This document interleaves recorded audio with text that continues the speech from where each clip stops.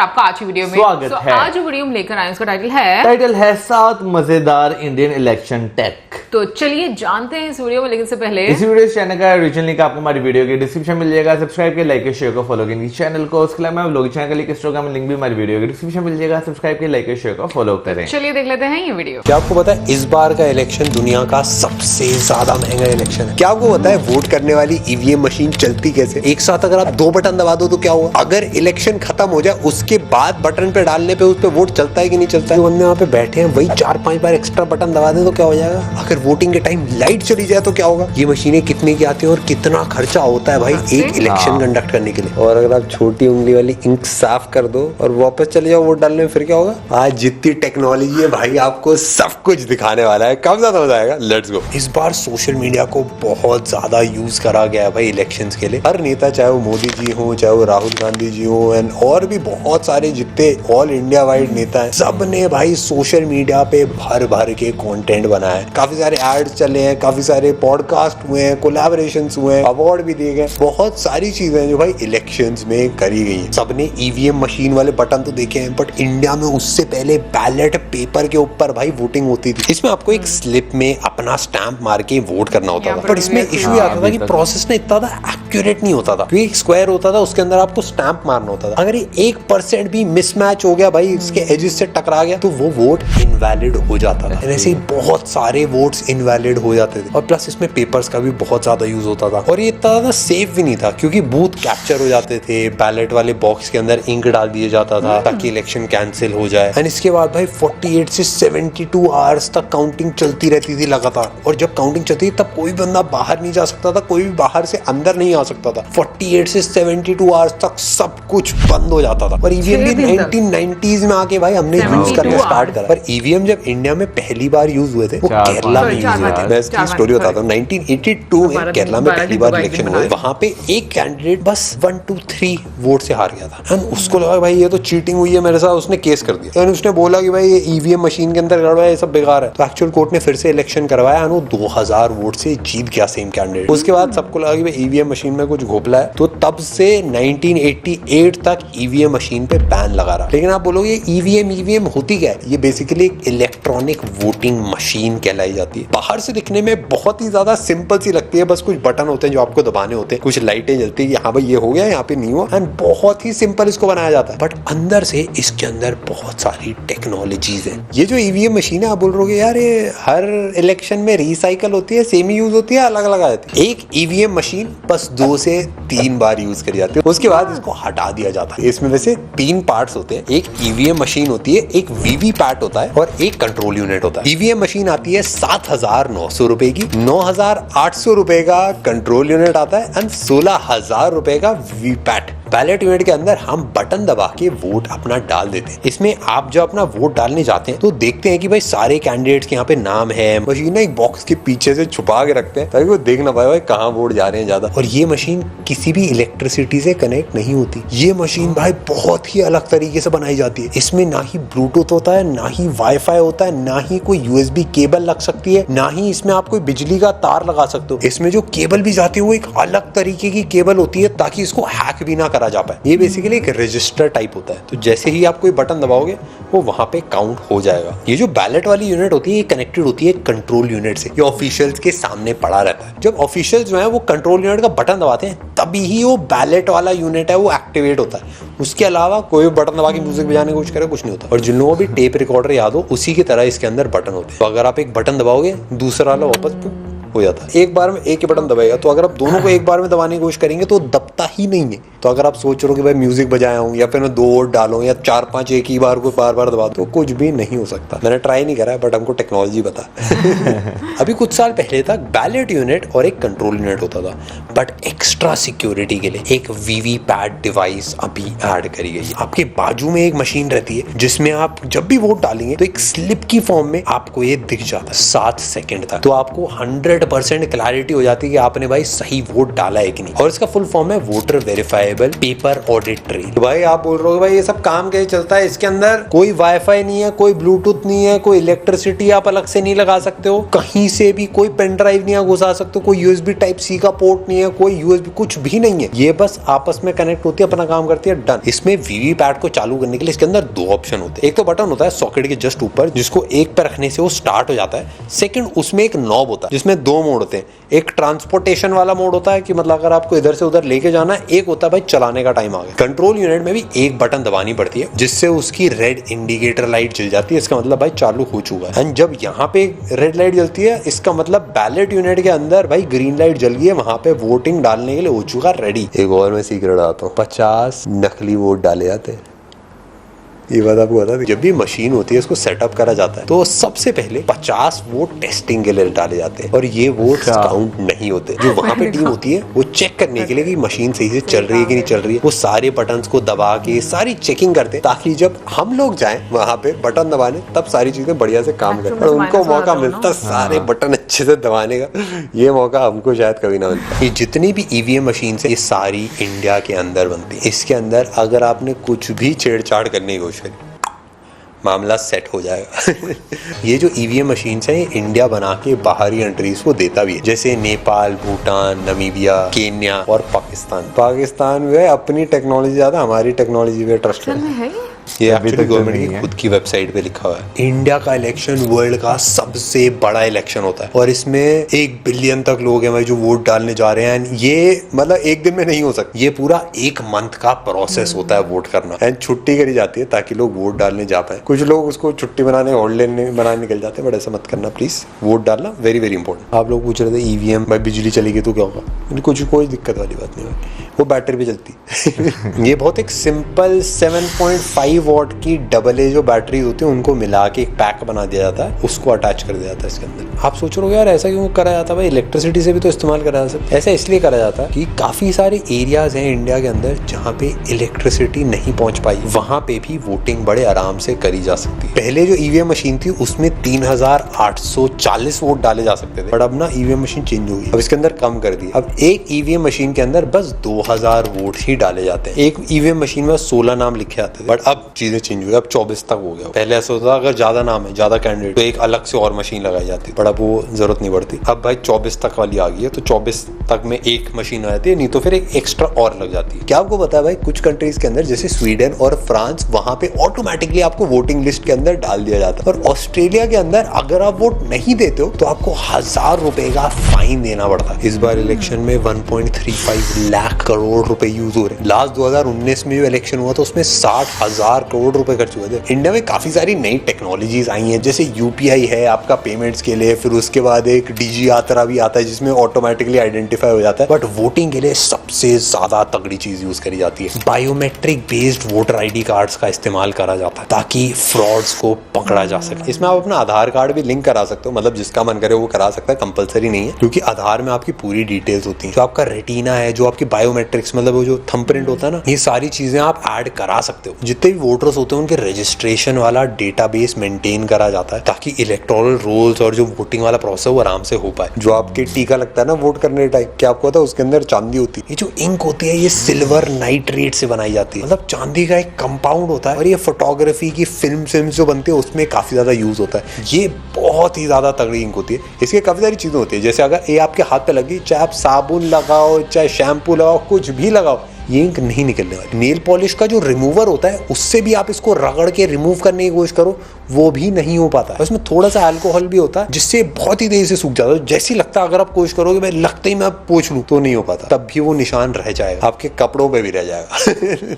इस इंक की cost 49 rupees per bottle पे आती है और 2019 में 26 लाख ऐसी बोतलें ऑर्डर करी गई थी और इनका टोटल कॉस्ट आ गया था 33 करोड़ रुपीज। एक बॉटल में 350 वोटर्स की इंक छप सकती है। क्या आपको पता है गंबिया करके कंट्री है, उसमें ना वोट मार्बल डाल के डाले जाते हैं, ऐसे ड्रम्स रखे आते हैं अलग अलग, उसमें जैसे ही आप भाई वोट डालोगे एक घंटी बजती है, एंड अगर वो घंटी 2 बार बज गई इसका मतलब भाई वोटिंग में कोई दिक्कत आ गई। आपने ये भी सोचा होगा यार एक बार बटन दबा दिया, एक बार बटन दबा के भाई 2-3 बार और बटन अगर मैं दबा दूं तो क्या होगा? तो कुछ नहीं होता। जैसे आप बटन दबाते हो मशीन ब्लॉक हो जाती है, उसके बाद वो मशीन काम नहीं करेगी। चाहे जितनी बार भी आप बटन दबा दो वो वोट काउंट नहीं होगा। आप बोलोगे जब इसको यार गाड़ी में लेके जाया जाता है तब यार कोई ऐसे बटन दबा दे बार बार खटखट, ऐसा नहीं होता, क्योंकि ये मशीन तीनों अलग अलग इसीलिए बनाई जाती है। जैसे ही वोटिंग खत्म होती है वैसे ही पीछे से वायर डिस्कनेक्ट कर जाती है, क्लोज बटन दबाया जाता है, तो उसके बाद कोई भी वोट्स एक्सेप्ट नहीं करती है मशीन।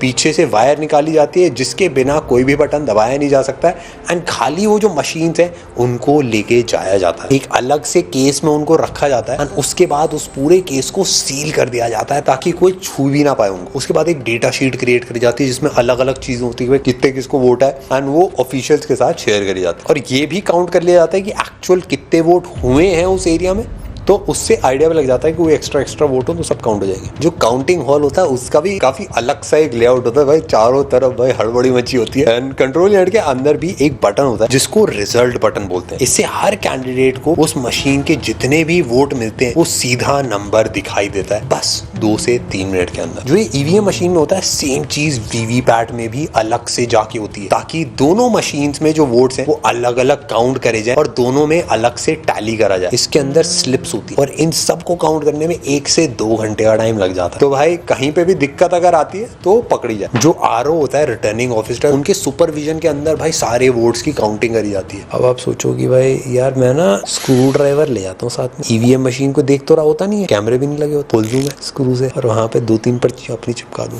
देखो आप ये ट्राई कर सकते हो बस एक बार, उसके बाद आप जेल पहुंच जाओ क्योंकि आपको एक बहुत लिमिटेड टाइम मिलता है ये पूरा वोट का प्रोसेस करने के लिए, और उसको खोलने के लिए जो स्क्रूज भी होते हैं वो अलग टाइप के स्क्रूज होते हैं, और इसको अगर आपने खोलने की कोशिश करी 100% आप पकड़े जाओगे, उसके बाद आपको असली मजा आएगा। 1-2 चीजें और, वोट देते टाइम व्लॉगिंग आप नहीं कर सकते रिकॉर्डिंग करना, फोटो खींचना सख्त मना होता है। अगर आप डबल वोट डालने की कोशिश भी करते तो वो इलीगल, एंड आपको उसके लिए जेल भी हो सकती है। अगर आपने कोशिश भी करी तो आपके दोनों वोट्स नलिफाई हो जाते हैं। न्यूज चैनल्स पे आता रहता है ना यहाँ पे इतने वोटिंग हो गई, इसको इतने वोट मिल गए, उसको इतने वोट मिल गए। बेसिकली होता क्या है कि कोई ऐसा सिस्टम नहीं है इसका। जो आरओ होता है रिटर्निंग ऑफिसर, वो एक्चुअली बाकी न्यूज चैनल्स को और प्रेस रिपोर्टर्स को अपने बताते रहते हैं भाई इतनी काउंटिंग हो गई, ये रिजल्ट आ गया। इससे ना लाइव काउंटिंग चलती रहती है एंड आइडिया लग जाता है भाई कौन जीत रहा कौन हार रहा है। बट कहीं पे काउंटिंग पहले होती है, कहीं पे बाद में होती है, कहीं आरओ देर से बताता, कहीं पहले बताता, तो ये मतलब पूरा हिला डुला मामला रहता है। एक चीज मेरे को बहुत अच्छी लगती है कि जब भी इलेक्शन आते हैं हम सब बहुत ही ज्यादा इन्वॉल्व हो जाते हैं, हम सबका एक अटैचमेंट होता है कि भाई ये वाली पार्टी जीते या ये वाली पार्टी जीते या फिर ऐसा हो फिर ऐसा हो। एंड ये चीज मुझे पर्सनली बहुत ज्यादा पसंद आती है कि हम सब इस चीज के अंदर बहुत ज्यादा इन्वॉल्व है, एंड हम सब देखते हैं कि भाई मैनिफेस्टो में क्या क्या चीजें प्रॉमिस करी जा रही है, क्या क्या बदलाव करे जाएंगे, क्या क्या सोच रही है पार्टी भाई। और ये जो जीतने के लिए फाइट्स हैं बहुत ज्यादा जरूरी है। हम सबका बहुत बड़ा रोल होता है इस पूरे इलेक्शन के अंदर, एंड एक एक वोट की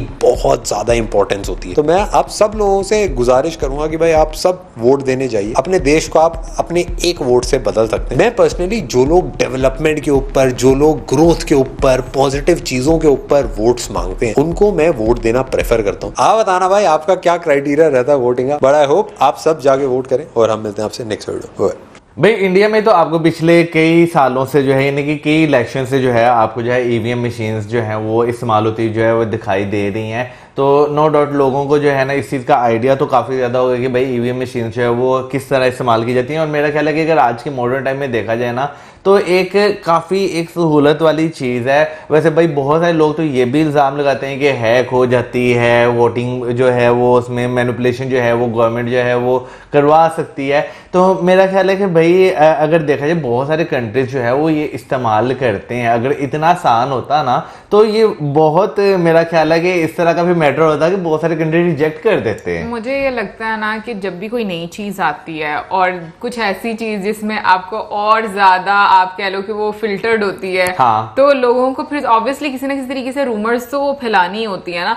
बट ईवीएम ऑनेस्टली मैं बोलूँ मुझे ये लगता था कि ईवीएम मशीन के बारे में मैं जब भी सोचती थी ना या सुनती थी तो मुझे ना टोटली एक चेंज मैं कहूंगी कि उसकी एक इमेज मेरे माइंड में आती थी। एटीएम मशीन टाइप है ना, मेरे दिन में भी ऐसी आती थी स्टार्टिंग में वैसे अगर कि भाई एटीएम मशीन टाइप होती और होगी उसके ऊपर जाके options होते होंगे। मुझे भी यही लगता था कि भाई जाके आप अपना उसके ऊपर यहाँ पे, क्योंकि वो एनआईसी नंबर होता है, जाके अपना एनआईसी नंबर डालें और जो है आपके सामने सारे कैंडिडेट्स आ जाएंगे, किसे वोट करना है, वोट के नीचे स्लिप निकल आएगी। मेरे दिन में भी यही होता था। ओके, इसका मतलब है मेरे ज़हन में कुछ गलत नहीं आया, क्योंकि हम एक चीज ये भी बड़ी सुनने को मिलती थी ना कि बहुत ज्यादा खर्चा होता है, बहुत ज्यादा खर्चा होता है। हाँ। तो लेकिन जैसे बताया कि बीच में प्राइसेस बताई गई, हर आप कह लो कि जो मशीन थी, अब तो 3 मशीन्स को हाँ। इकट्ठा करके तो मतलब एक मशीन, हाँ, कंप्लीट होता है प्रोसीजर। तो उस लिहाज से देखा जाए और अपने कंट्री में बनती है तो मुझे लगता है कि ये तो बहुत सहूलत है। और क्योंकि इसमें जो चीज़ें हैं, जो फीचर्स बताए गए हैं, वो बड़े मुझे अच्छे लगे कि लाइक आप बार बार प्रेस नहीं कर सकते।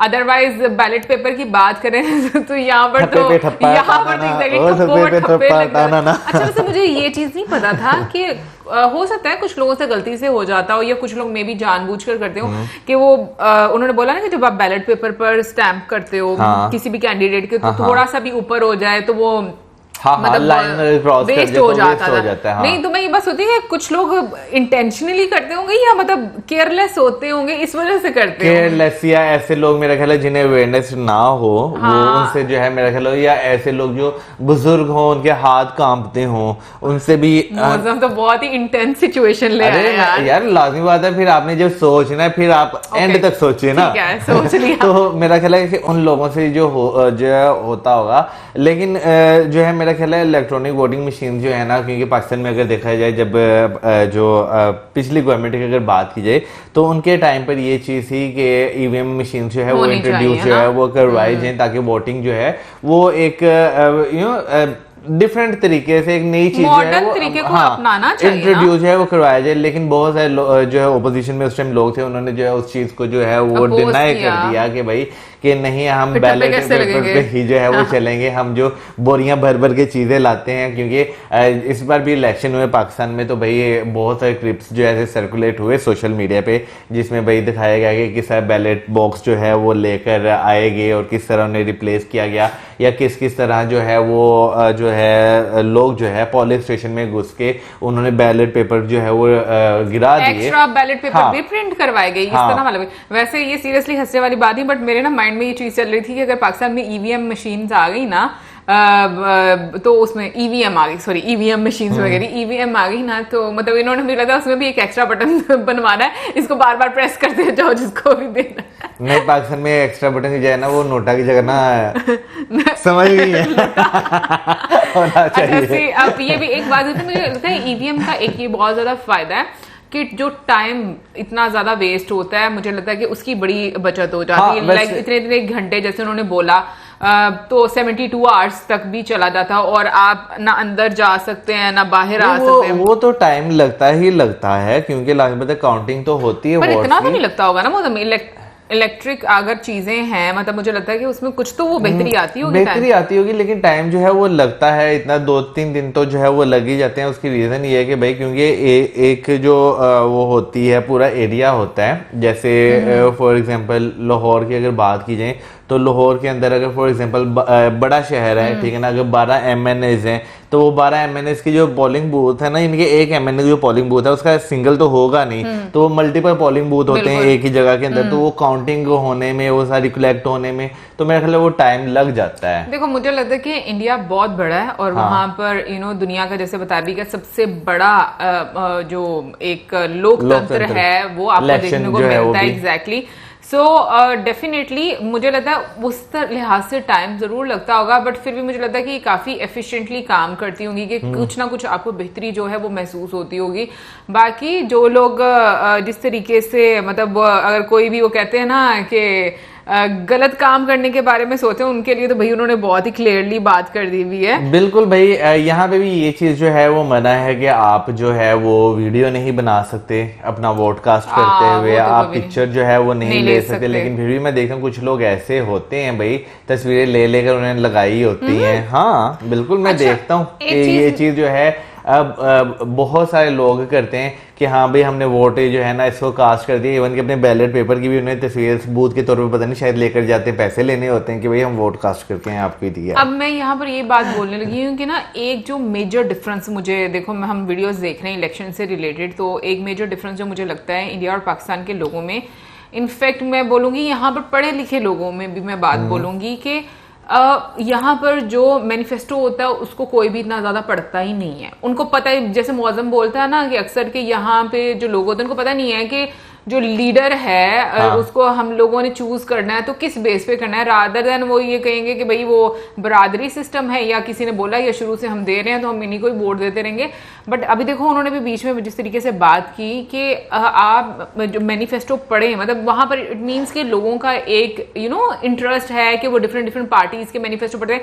ये मैं इसलिए बोल रही हूँ क्योंकि हम लोगों को ईमेल्स भी आती हैं कि जिसमें डिफरेंट पार्टीज के मैनिफेस्टो जो है वो भेजे जाते हैं कि इस मरतबा जो पार्टी है वो लोगों के लिए क्या करेगी आने वाले 5 सालों में। यार बेसिकली जो है ना मैनिफेस्टो जो आप देखते हैं उसमें काफी ज्यादा चीजें आपको जो है क्लियर हो जाती हैं कि गवर्नमेंट क्या करना चाहती है, लेकिन ऑन दी अदर साइड भाई मेरा ख्याल है यहाँ पे मैनिफेस्टो वही होता है जो मुंह ज़बानी जो है आपको जो है वो सुनने को मिलता है। अगर प्रिंट में बात करें तो मेरा नहीं ख्याल, हो सकता है होते हो, लेकिन अभी देखो जैसे हम लोगों ने देखी वो एक मुझे बुकलेट टाइप लगी है, ठीक है ना, मैनिफेस्टो। वही मैं कह रहा था कि यहाँ पे जो है ना मैंने नहीं कभी किसी का जो है ना वो ऐसा देखा, हाँ बस ये देख रहे आपको पक्की सड़कें बना देंगे, ये कर देंगे, वो कर देंगे, आटा सस्ता कर देंगे। अच्छा, और दूसरा मैं ये बोलूंगी कि जो ईवीएम के लाइक जो उसकी सिक्योरिटी को लेकर जो फीचर्स हैं वो कितने ज्यादा सिक्योर किए हुए हैं ना, लाइक ऑफ कोर्स भाई उससे नहीं करेंगे, आप उसको हैक भी नहीं कर सकते, सिक्योर नहीं करेंगे तो जो एक वोटर है उससे वो सेंस ऑफ सिक्योरिटी कैसे जो है वो फील होगी कि भाई कि जो है अगर वो वोट कास्ट कर रहा है तो वो जिस पार्टी को वो वोट करना चाह रहा है वो उसी तक पहुंचेगा। बिल्कुल। एनीवे गाइस, एक चीज मैं पूछना चाहती हूँ क्योंकि 12 कैंडिडेट्स का तो उन्होंने नाम लिया लाइक एक मशीन पे, मतलब मैक्सिमम जो एक एरिया से कितने कैंडिडेट होते हैं, मतलब मैं ये जानना चाहती हूँ पार्टीज उतने कैंडिडेट, टोटल कितनी पार्टीज हैं इंडिया में पोलिटिकल पार्टीज? मुझे नहीं पता, मुझे जो कुछ ही का पता है, मेरा ख्याल है कि 4-5 तुम बोलो कौन कौन सा? कांग्रेस, हाँ, बीजेपी, एक ममता जी की जो है, ओके, एक शिवसेना का पता है, एक आम आदमी पार्टी, एक आम आदमी पार्टी है, और बस 5 हो गई। अच्छा, वैसे मुझे ममता जी की पार्टी का नाम नहीं पता, मुझे भी नहीं, मेरे माइंड में भी नहीं था वैसे आया, लेकिन हाँ हम लोग से बंगाल वाली साइड पर उन्हीं की होती है ना।